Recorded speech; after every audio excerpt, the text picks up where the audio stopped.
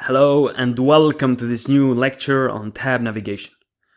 In the last lecture, we covered how to use stack navigation to simplify moving between components. We'll now look into tab navigation. After this lecture, you'll be able to use tab navigation instead of stack navigation. In earlier lectures, we talked about 3 different kinds of navigations. The second type of navigation is tab navigation. Installing Type Navigation's npm package and setting up style navigation are prerequisites for using type navigation. Comment native stack navigator functions, and stack navigator container for the time being. When you comment on all of the aforementioned items, the screen or application becomes black. Go to the browser now. React Navigation should be opened. Go to the Read Documents button. The installation command for Stack Navigation is available. Don't use Stack Navigation because it has already been used in a previous lecture. The Open Guides option includes both tab and drawer navigation. Use the tab navigation first. The bottom tab navigator and the material tab navigator are the 2 options available for tab navigation display. It means that you have a choice as to whether the tabs navigation is displayed at the top or bottom of the application. This talk will cover both approaches, so use the bottom navigator first. To install the bottom navigator, start by copying the command. Now launch VS Code and the terminal. Run the cd myapp command. Now paste the command into the terminal and run it. The bottom navigator installation has begun. Now, if you use your browser to scroll down the page, you can see that this is where the process of using the bottom navigation is detailed. However, other npms are not required, so you only need to install the one that comes pre-installed, npm. The npm is set up. Next, shut the terminal.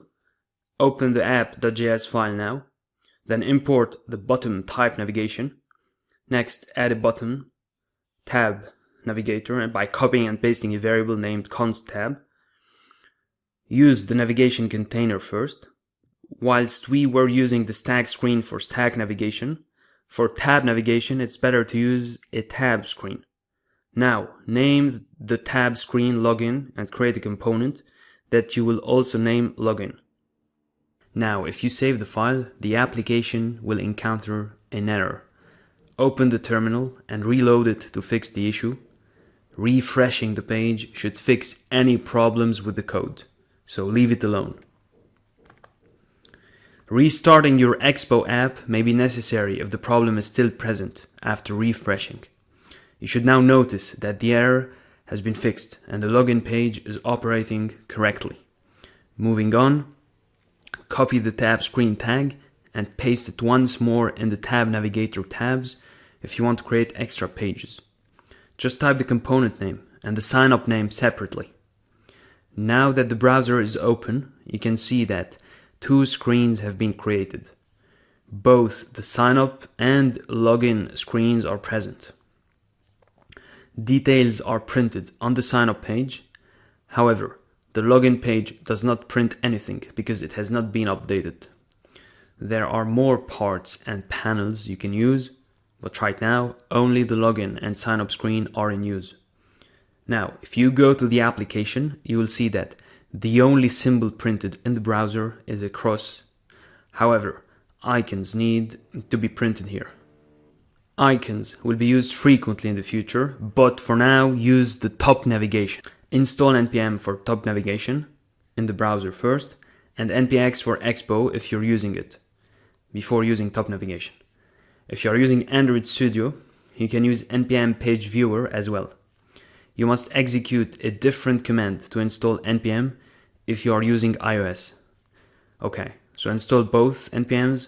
You just need to finish a quick procedure now. After that, copy the top navigation and put it into the variable.